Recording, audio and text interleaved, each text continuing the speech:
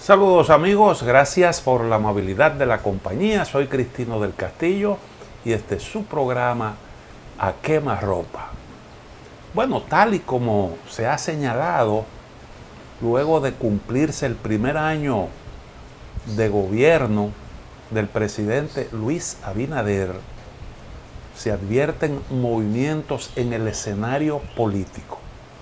Normalmente a los gobiernos se les da una tregua de unos 90 días, unos 3 meses. En el caso del gobierno de Abinader, la tregua que ha sido real se ha extendido o se extendió por todo un año. Y eso tiene que ver con la pandemia, porque al actual gobierno le ha tocado manejar una situación de emergencia, un problema de salud pública que afecta al mundo entero, que se ha traducido, que ha producido impactos en la economía. Los partidos políticos naturalmente han tomado en consideración esos factores. La propia población no hubiera visto bien el inicio del laborantismo político en medio de una situación así. Bueno, se ha entendido que estamos ya a un año de distancia del inicio de este problema y que por tanto, pues los partidos pueden ir haciendo el papel, lo que le corresponde. El partido de gobierno como organización que sustenta la administración actual que encabeza Luis Abinader, y los partidos de la oposición haciendo el trabajo como organización opositora o como organizaciones opositoras. Entonces, hay 3 factores que yo entiendo que son los que van a condicionar fundamentalmente el accionar de las organizaciones en el terreno político. En su discurso de rendición de cuentas, el presidente tocó 2 de los aspectos que más preocupan al gobierno. Uno, el problema de la inflación. El presidente lo dijo a sí mismo, reconoció que se había producido incrementos en los precios de los artículos de primera necesidad, aunque su explicación consistió en el impacto del precio de las materias primas en el mercado local. Y otro asunto al que también se refirió es al tema del endeudamiento y defendió el manejo frente a esta cuestión de el gobierno que encabeza, diciendo que no había de otra, que el PRM, el gobierno se había endeudado para atender necesidades fundamentales y no como lo hicieron gobiernos anteriores. Esos fueron sus argumentos. Y yo creo que son preocupaciones reales. De alguna manera hay ahí una preocupación expresada claramente en el discurso, y también hay otro tema que va a gravitar, aunque el presidente lo ponderó de forma positiva, y es el tema de la pandemia. Porque hasta ahora mismo el gobierno puede exhibir logros concretos en el manejo de este tema, tanto por el lado de la vacunación como por el control de los contagios y la respuesta a las necesidades de salud de la población. Indiscutiblemente todo el mundo le reconoce eso al gobierno de Abinader, aunque hay, en lo que tiene que ver con ese tema, hay un riesgo que nosotros dijimos, nos preguntábamos si el gobierno hacía bien con no ponerle la debida atención a esta cuestión. Porque si se produce mañana una recaída, si hay un rebrote, entonces la gente le va a atribuir eso a un descuido del gobierno. Ha faltado el discurso de advertencia de que esa es una posibilidad y de que hay que trabajar para evitar que eso se produzca. Fíjense cómo están actualmente planteadas las cosas en Estados Unidos. El gobierno del presidente Biden tuvo un repunte en su popularidad debido al manejo de este tema. Sin embargo, ahora su popularidad cae por el rebrote que se ha producido entre los no vacunados, el estancamiento del proceso de vacunación y algunas medidas que ha habido que tomar para contener las infecciones. Y eso pues ha mellado la popularidad de Biden.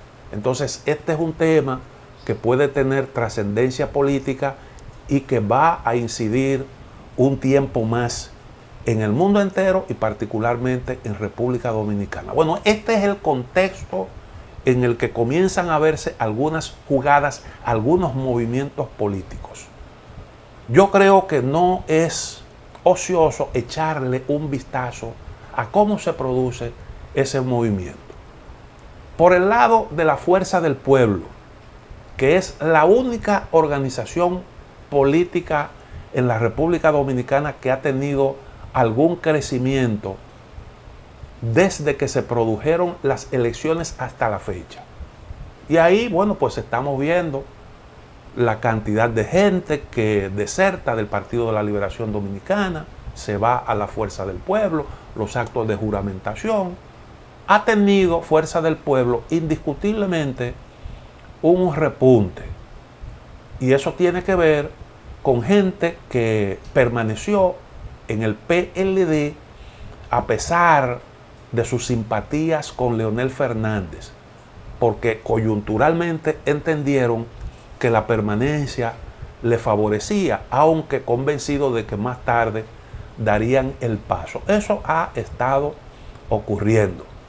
Y lógicamente, pues ese es un punto a favor de esa organización política que en la actual etapa está tratando de perfilar la organización, de posicionarla como organización de la oposición con capacidad para liderar la oposición política en República Dominicana. Esa es la meta que yo veo que persigue el líder de ese grupo político cuando en la presente coyuntura asume posiciones muy críticas contra el contra el gobierno de Luis Abinader y por tanto contra el PRM.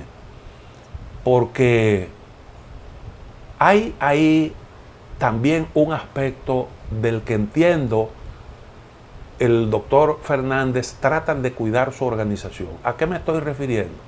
Bueno, a que la Fuerza del Pueblo, poco después de crearse como organización política, entró en un acuerdo con el PRM, que lo llevó a participar con candidaturas comunes en las elecciones. Después de celebradas las elecciones, y yo creo que la Fuerza del Pueblo se benefició grandemente de esos amarres que se hicieron en el plano electoral. Después de eso, entonces vino una etapa, se pudiera decir que de colaboración, porque fíjense que el discurso de Fuerza del Pueblo ha sido coincidente con el discurso de la oposición durante casi todo el año, porque el principal blanco de ataque ha sido el Partido de la Liberación Dominicana, tanto por parte de Fuerza del Pueblo como por parte del gobierno, que ha estado denunciando lo que entiende que son los actos de corrupción del gobierno de Danilo Medina. Y ha habido coincidencia en el accionar en esa dirección. Al mismo tiempo, una parte importante de militantes de Fuerza del Pueblo han permanecido en cargos públicos. Y eso ha tenido relación con ese entendimiento. Se han dado casos incluso de gente que había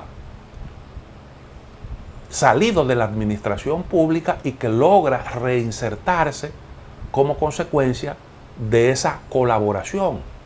Luego ahí hay un aspecto que en su momento, en cualquier momento, el Fuerza del Pueblo tenía que definir, porque asumir el rol de oposición que le corresponde, de alguna manera coloca a esa gente en la disyuntiva de definir si mantener las lealtades o de buscar algún tipo de acercamiento con la organización que le permite y con el gobierno que le ha permitido permanecer en puestos públicos. Muchas veces se da eso, aunque no necesariamente, porque hay casos de gente que pertenece a distintos partidos políticos y han trabajado en la administración pública. Pero hay también ese componente que de alguna forma el Fuerza del Pueblo pues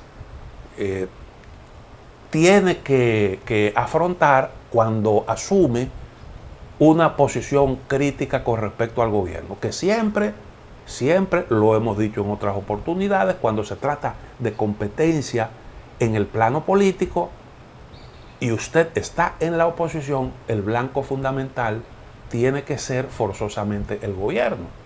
Aunque usted indirectamente también compita con otras fuerzas de oposición, pero se compite con otras fuerzas de oposición haciendo usted la mejor oposición al gobierno. Eso es lo que a usted lo apuntala como organización de oposición con posibilidad de suceder al que está en el ejercicio del poder. Y entonces yo creo que hay de esto.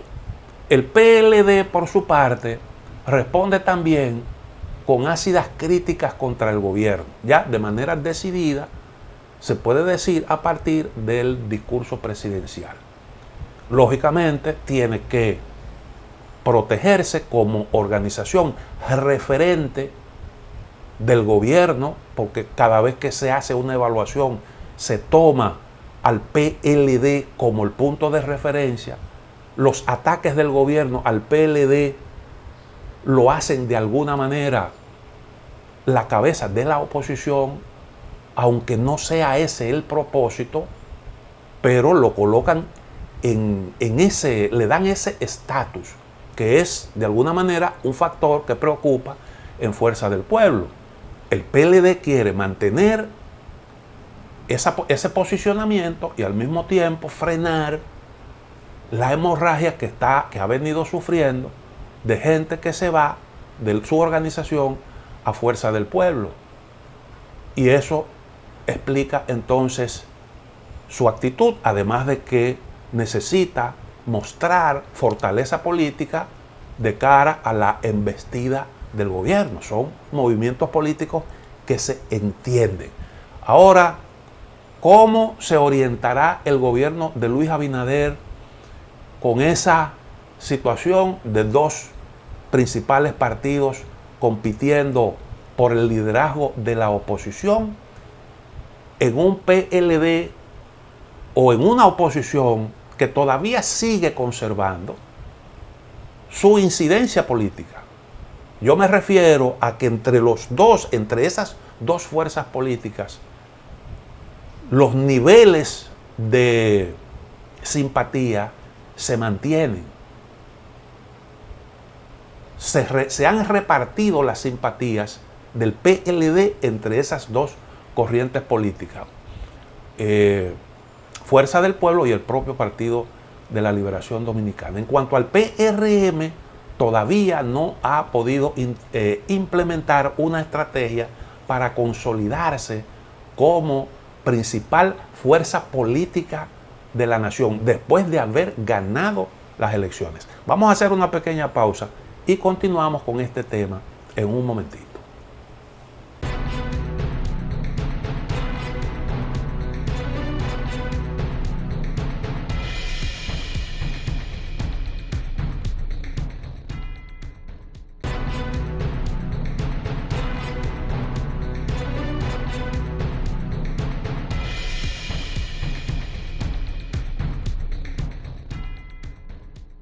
Es bueno decir que en la mentalidad de mucha gente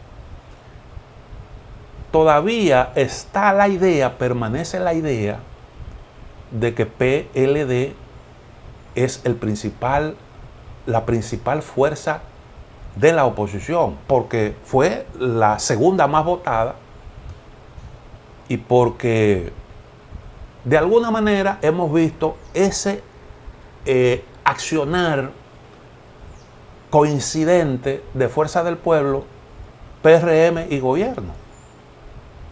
Y entonces, el principal blanque de ataque de esos tres componentes ha sido PLD. Eso le da automáticamente, coloca en el subconsciente de la gente esa idea, que es precisamente contra lo que comienza a accionar Fuerza del Pueblo y su líder Leonel Fernández, entiendo yo. Entonces, el gobierno necesita manejarse frente a ese escenario, sobre todo de cara al necesario apoyo que tiene que recabar para sacar adelante sus iniciativas en el Congreso Nacional. Porque dos partidos con esa actitud frente al gobierno, que entre los dos pueden bloquear iniciativas del gobierno, hacen que el gobierno pues lo tenga de alguna manera que buscar acercamiento obligatoriamente, porque no tienen la mayoría para conseguirlo. Y ahí está uno de los temas fundamentales, que es el de la reforma fiscal, que se necesita no solo mayoría para pasarla en el Congreso, sino también apoyo suficiente como para hacerla sostenible desde el punto de vista político. Porque este tipo de iniciativas reclaman de cierto apoyo, de cierto comprensión por parte de la clase política, y no solo de la clase política, sino de distintos actores sociales y de la vida económica de la nación. Y eso es todo un reto para el gobierno. Cuando los partidos políticos se la ponen difícil al gobierno, eso significa que para conseguir esos apoyos tendrá necesariamente que sentarse a negociar. ¿Con quién negociará de los dos grupos el gobierno? Bueno, puede que lo intente con los dos, pero generalmente hay unas condicionantes para pactos que excluyen esa posibilidad, la posibilidad de que haya un arreglo entre todos. Y se ha entendido que la propuesta de reforma constitucional pudiera ser una herramienta para facilitar algún tipo de negociación, particularmente con el Partido de la Liberación Dominicana. Reitero, para sacar adelante una reforma constitucional, el gobierno necesitará de respaldo de sectores distintos, incluyendo los que tienen representación en el Congreso.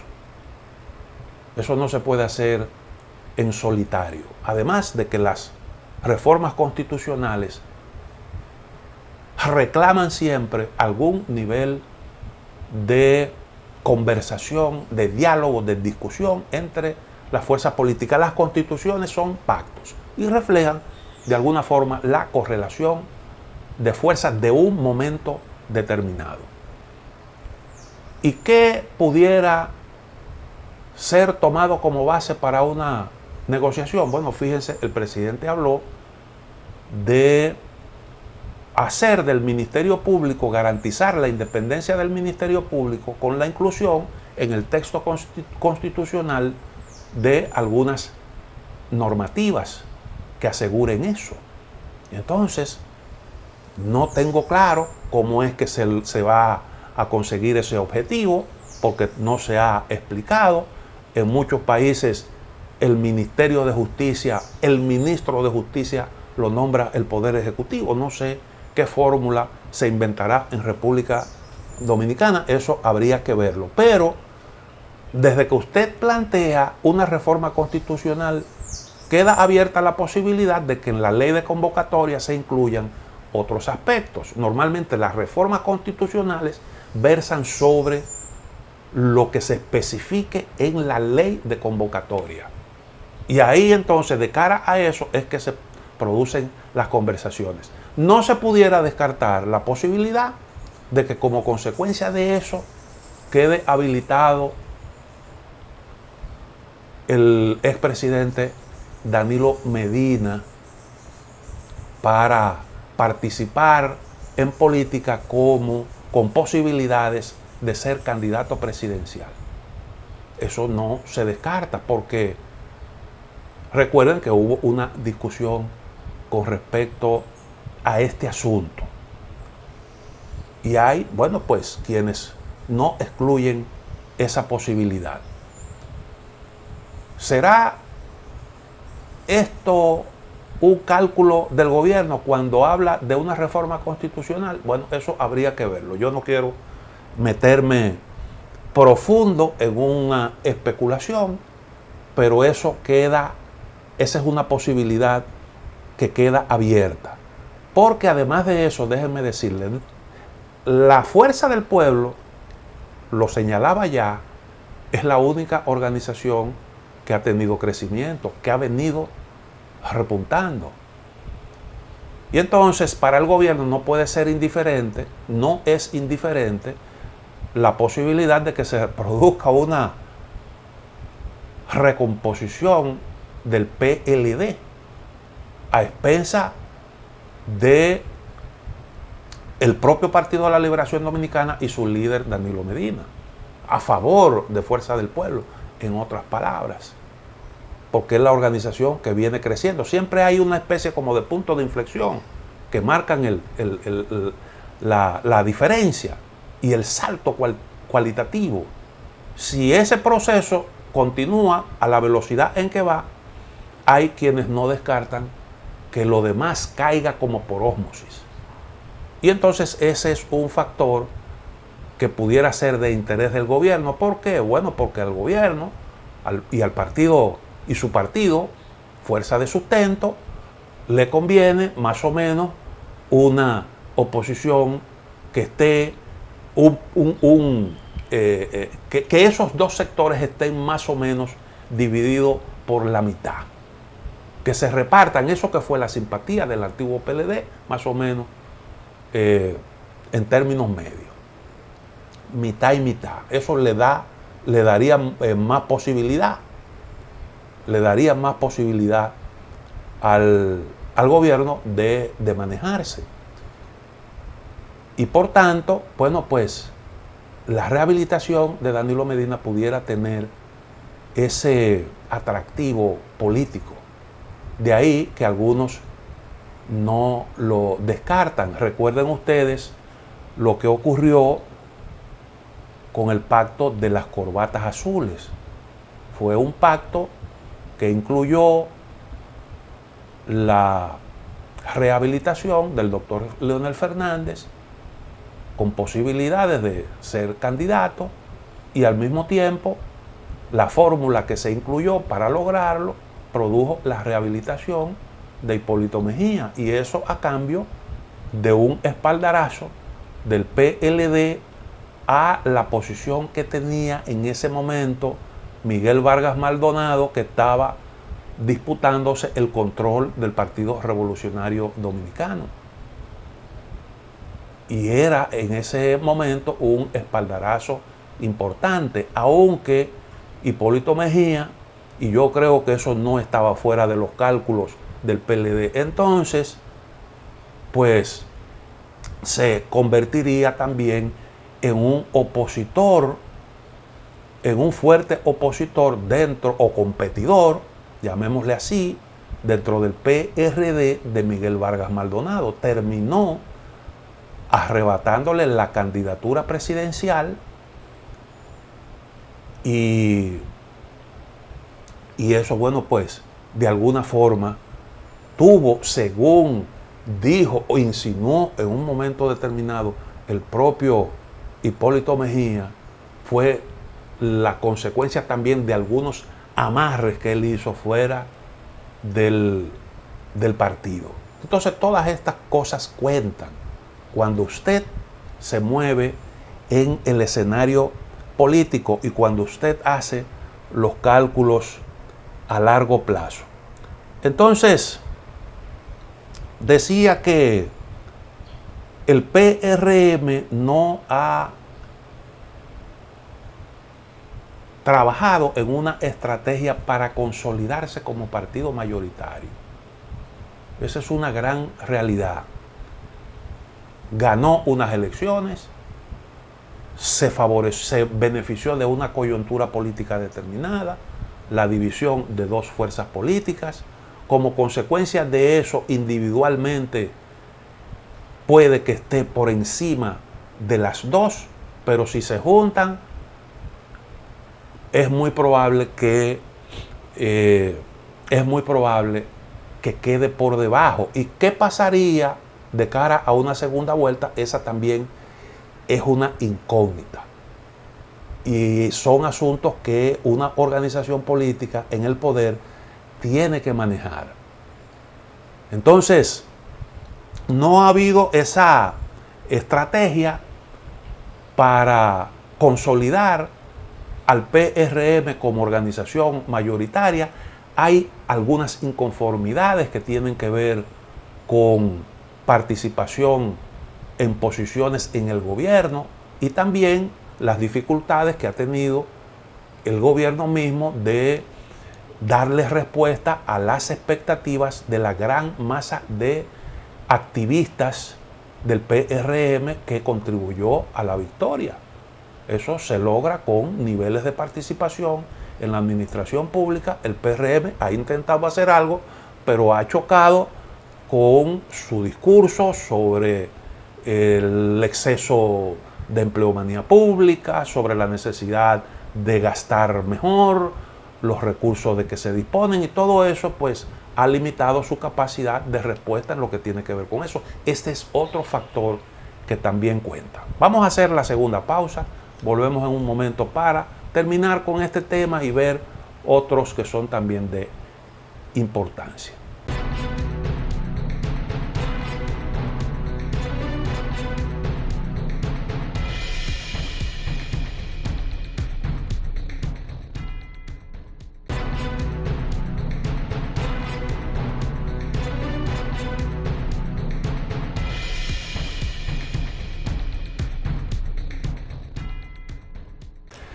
Hay una franja de votantes en la República Dominicana y ese es un factor que tienen que tener presente todos los partidos políticos, que se mueve en términos electorales dependiendo de determinadas circunstancias.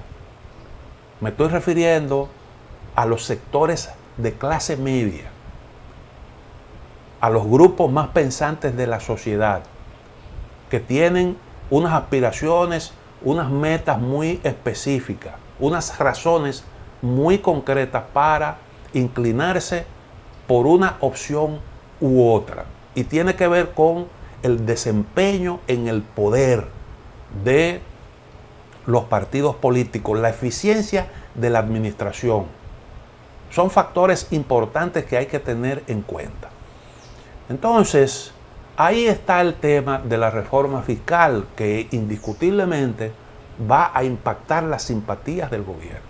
Y es un factor a tener en consideración. Por eso yo digo que los tiempos y las reformas es una cuestión que hay que conjugar.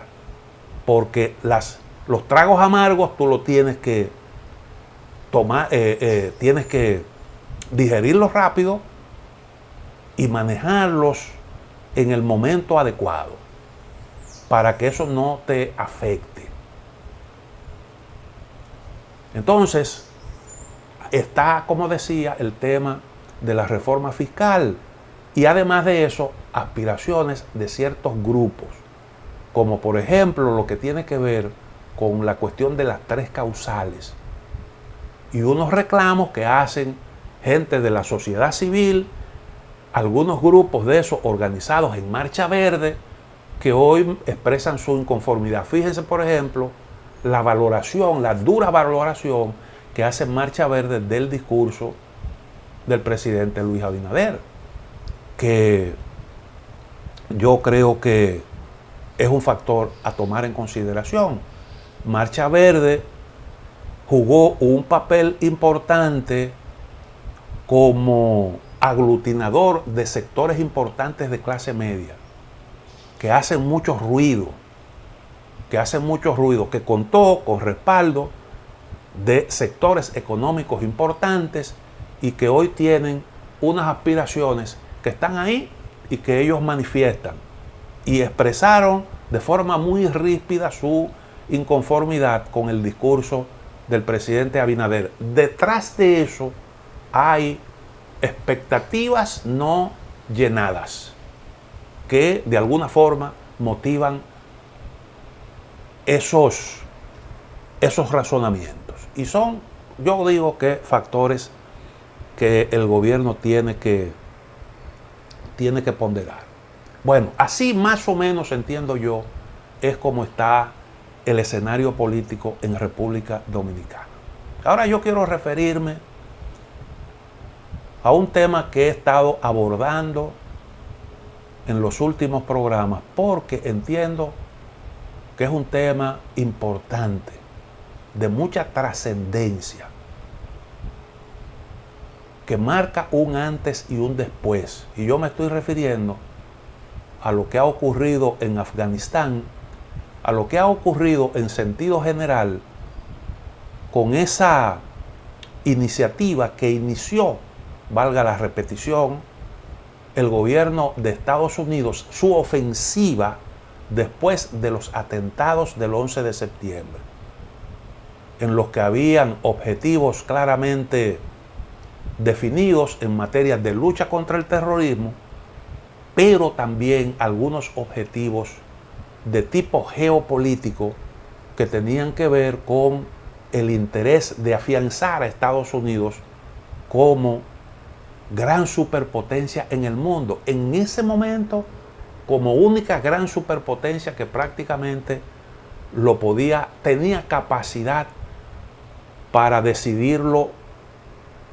todo de forma unilateral, o por lo menos con el empuje de sus aliados de siempre, pero con un gran peso como gran potencia mundial, sin rival sólido en ese momento. Hubo un amigo, un señor que no conocía, se me acercó en un lugar público, me senté en una cafetería de un supermercado a tomar un sándwich. Se me acercó y me formuló dos preguntas. Me decía: yo lo he escuchado a usted en su programa decir que en Afganistán imperios enteros han dejado el forro. Y repitió palabras mías, lo que me dio a entender que ciertamente es una persona que sigue este programa. Pero además de eso, le he escuchado decir que hombres descalzos, sin ni siquiera uniformes militares, vencieron al ejército más poderoso del mundo. Gente descalza en un pedregal. Y él me decía, ese pedregal debe tener alguna importancia, que las grandes potencias se la han disputado siempre. Y algo deben tener esos descalzos que han vencido a los ejércitos más poderosos. Dos preguntas realmente importantes.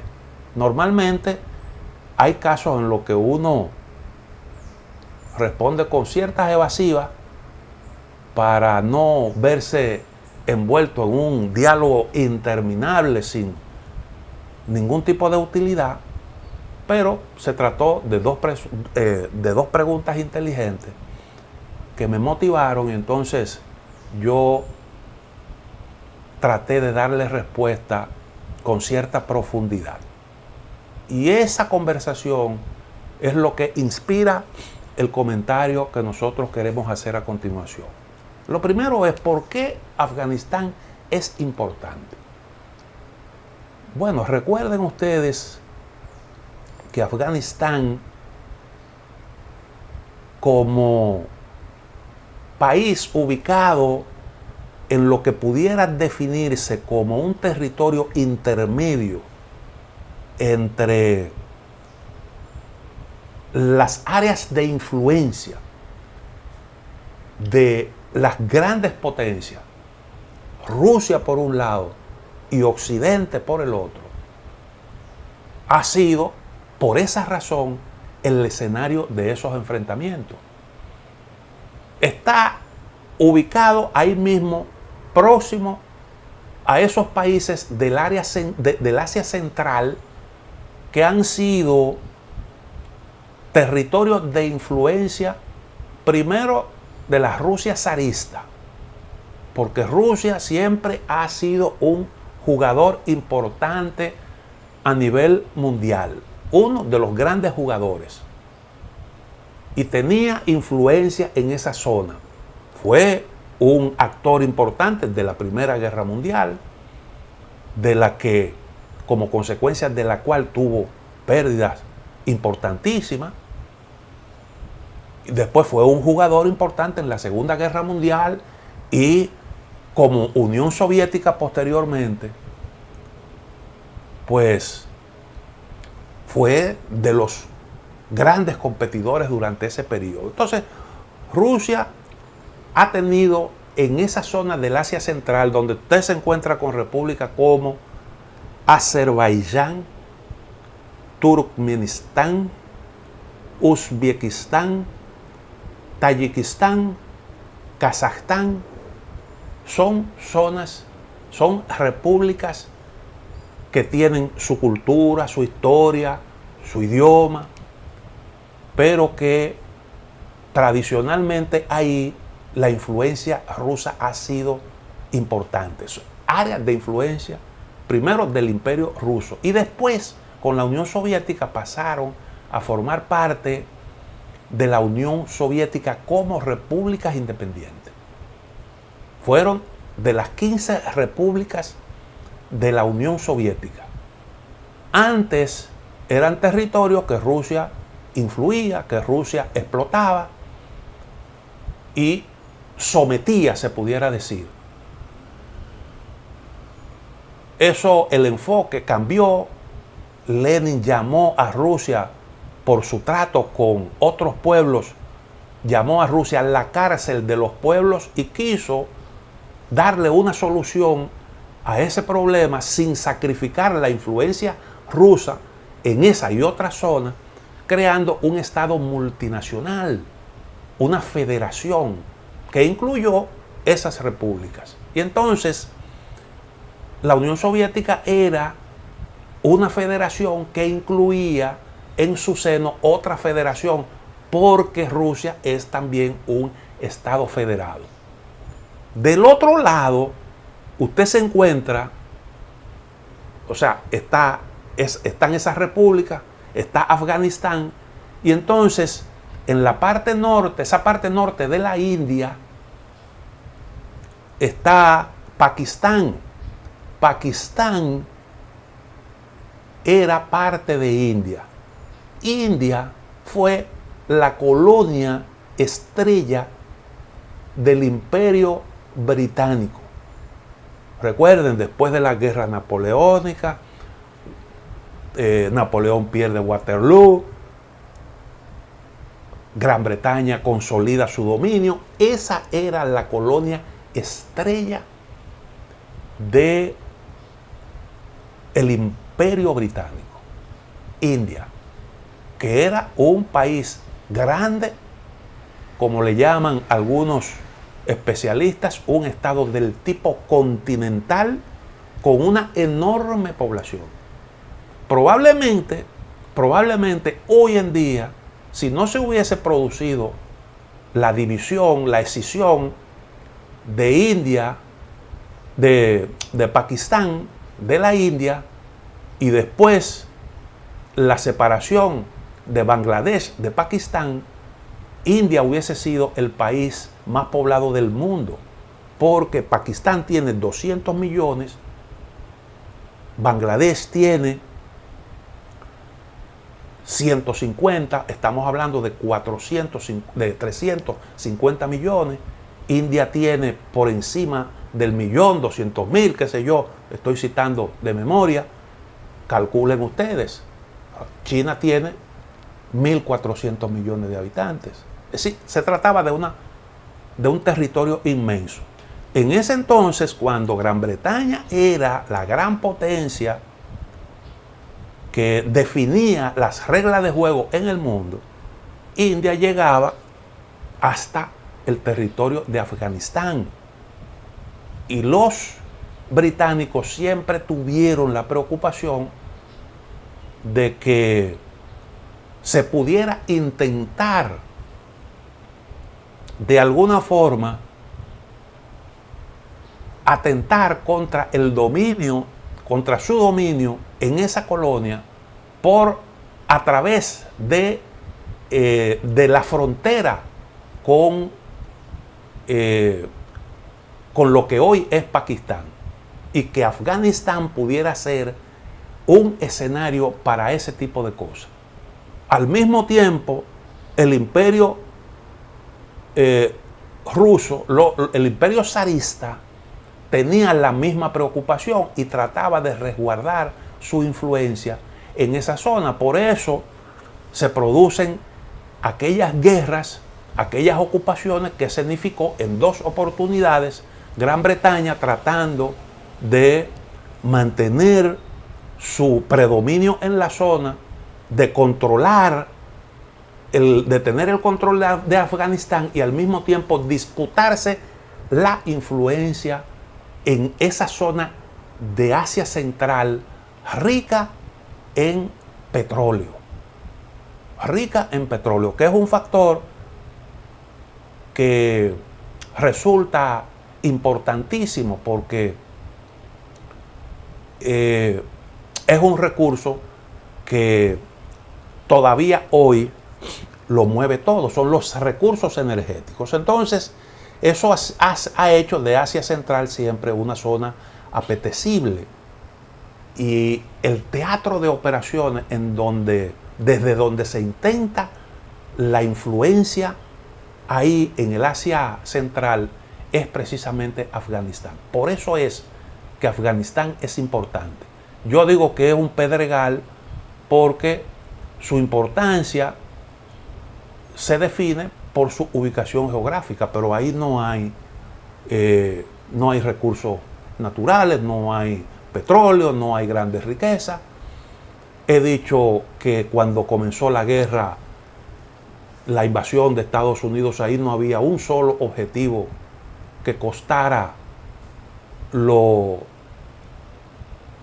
que un misil inteligente, una bomba inteligente de esas que cuestan miles de dólares.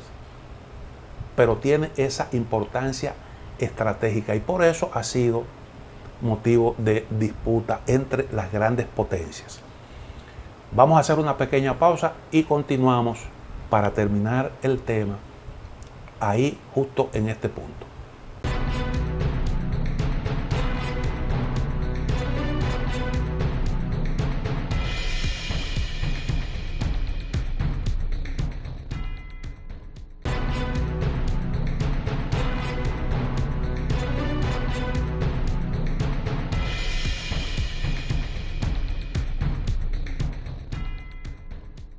Hemos dicho que la importancia de Afganistán deriva también del interés que hay en algunos proyectos energéticos en la zona. El interés de facilitar el transporte del gas y el petróleo de la zona de Asia Central, de esas repúblicas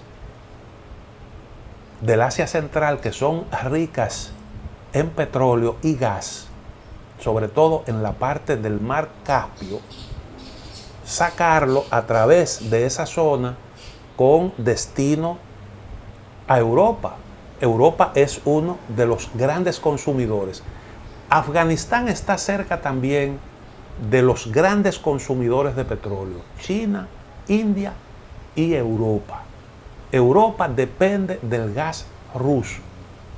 Y una de las formas de independizar a Europa de esos suministros que generan cierta dependencia es precisamente sacando esos combustibles desde esa zona para llevarlo a Europa. Pero también es importante para China, porque China es un país fronterizo que además de eso se abastece tiene interés precisamente en esos recursos. Fíjense que el proyecto de las rutas de la seda, Pakistán tiene un capítulo importante porque se prevé, y de hecho ya se han ido desarrollando, la edificación de importantes obras de infraestructura, oleoductos, gasoductos, puertos.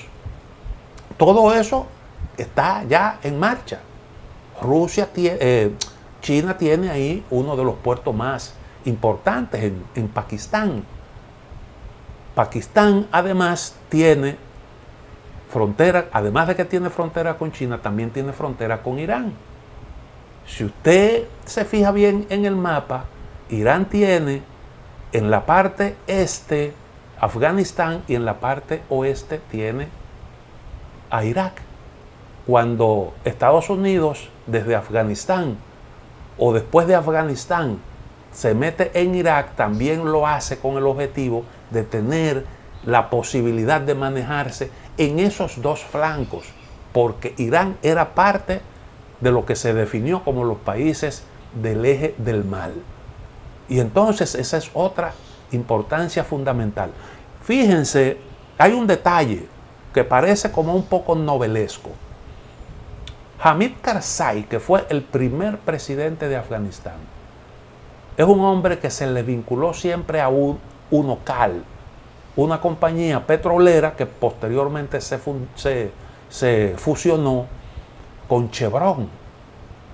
Condoleezza Rice, que fue funcionaria del gobierno de George Bush padre, trabajó en el Consejo de Seguridad Nacional como responsable, como consejera sobre asuntos de la Unión Soviética en el gobierno del Bush padre.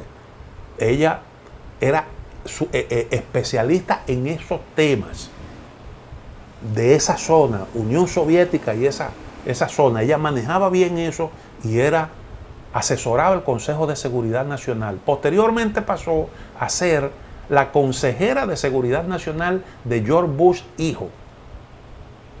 Más adelante, secretaria de Estado. Y Condoleezza Rice fue una ejecutiva, miembro de su consejo directivo de Chevron. Los Bush, la familia Bush, siempre tuvieron vínculo con el negocio del petróleo, petrolero de Texas. Y entonces hay un vínculo muy estrecho entre el poder político estadounidense y todas esas empresas interesadas en esos proyectos. Entonces esos son aspectos que han también influido. Recuerden ustedes que el criterio que ha estado en el centro de la estrategia misma de política exterior de los Estados Unidos ha estado la región euroasiática como región en importancia 1A, porque siempre se ha creído, y eso siempre lo creyeron los británicos también, que el que domine en la zona de Eurasia domina el mundo, porque la única región o los únicos que pueden erigirse en un reto, en un desafío grande para la hegemonía de Estados Unidos son los estados del tipo continental. Y uno de esos estados del tipo continental es Rusia. Por eso siempre se ha considerado toda esa zona como de importancia 1A. Lo de Ucrania se produce en el marco de la ofensiva, de los intentos de Estados Unidos por recomponer la zona de Oriente Medio. De paso, sacar Ucrania de la zona de influencia de Rusia y al mismo tiempo debilitarla con el control de las riquezas naturales de la zona del Asia Central, que ya se había independizado de la Unión Soviética, que tenía o tiene su propio interés en incrementar sus ingresos como consecuencia de la venta de sus recursos naturales, pues todo eso habría esa posibilidad.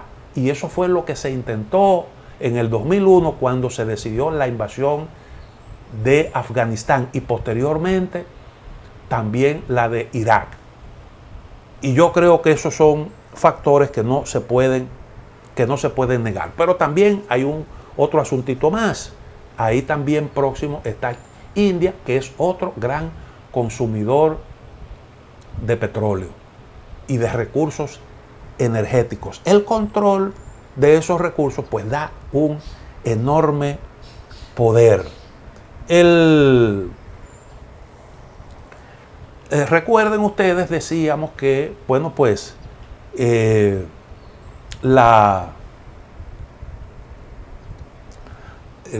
asunto de por qué fue que Estados Unidos perdió la guerra ahí.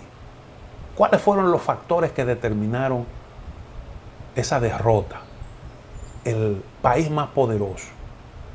Hay algo que a mí me parece que es fundamental en esto. Bueno, son varios los factores, pero hay uno que yo creo que es fundamental. Leí un trabajo en un periódico español donde se preguntaban eso, bueno, ¿por qué Estados Unidos desde la Segunda Guerra Mundial no gana una guerra? La única que ganó fue la guerra que se libró contra Saddam Hussein cuando invadió Kuwait. Que bueno, encontraron esa columna de tanques, el ejército iraquí prácticamente en retirada, lo hicieron polvo en un abrir y cerrar de ojos. Pero después de eso no ha tenido más victorias, el ejército más poderoso. Y entonces ese trabajo comienza con una anécdota de un encuentro que se produjo informal entre el coronel Sumner de Estados Unidos, que tuvo un rol importante en Vietnam, con su contraparte vietnamita, el coronel Tu. Y el coronel Sumner le dice a Tu: ustedes saben que en el terreno de batalla nunca pudieron vencernos. Y el general Tu meditó un poco y le dijo: puede que eso sea así, pero no es relevante. Claro, no era relevante en ese momento porque ya lo que se estaba discutiendo era la rendición de Estados Unidos en el 75 en Francia. Ya Estados Unidos había perdido la guerra.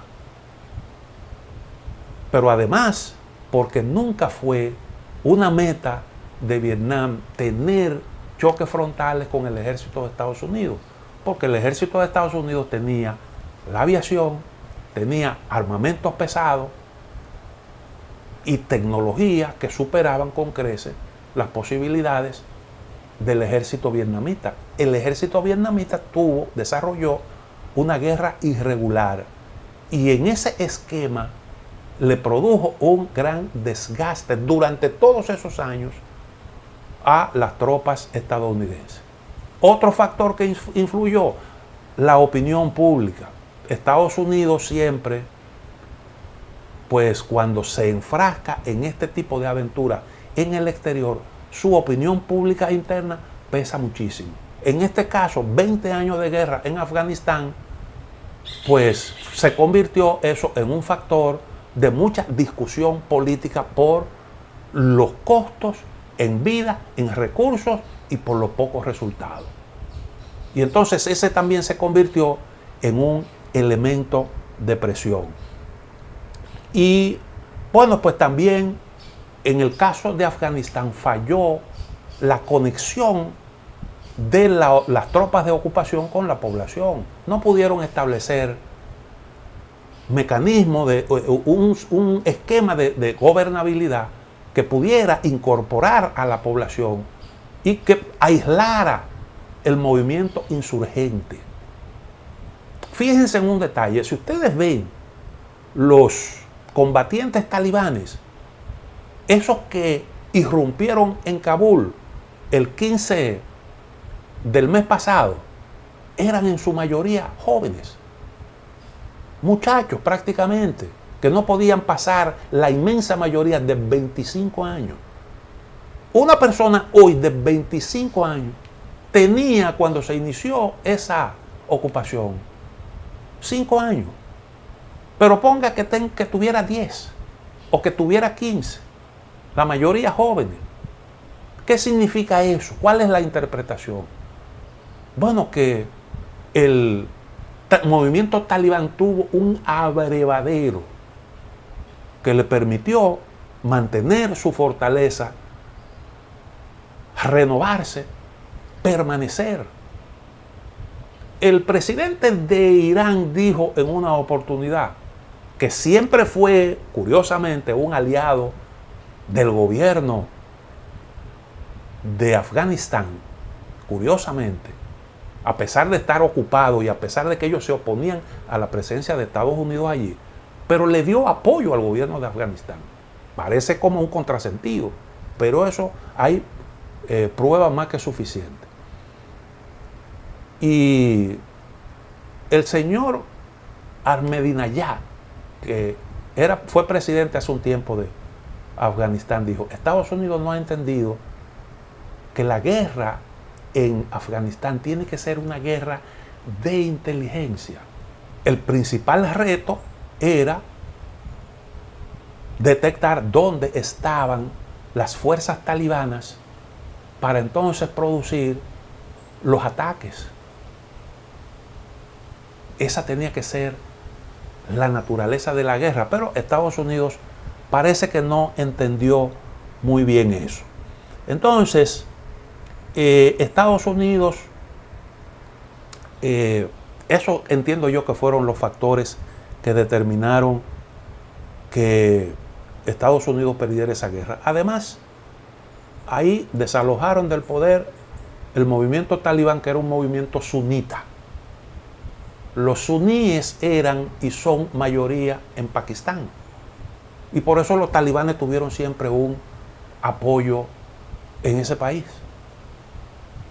Por sunitas no los apoyaban tampoco los iraníes. O sea, ahí hay una serie de factores que usted tiene que ponderar adecuadamente y que muchas veces se desconocen cuando se arman este tipo de aventuras. Bueno, ya el tiempo no nos da para más, de manera que será hasta mañana, si Dios lo permite.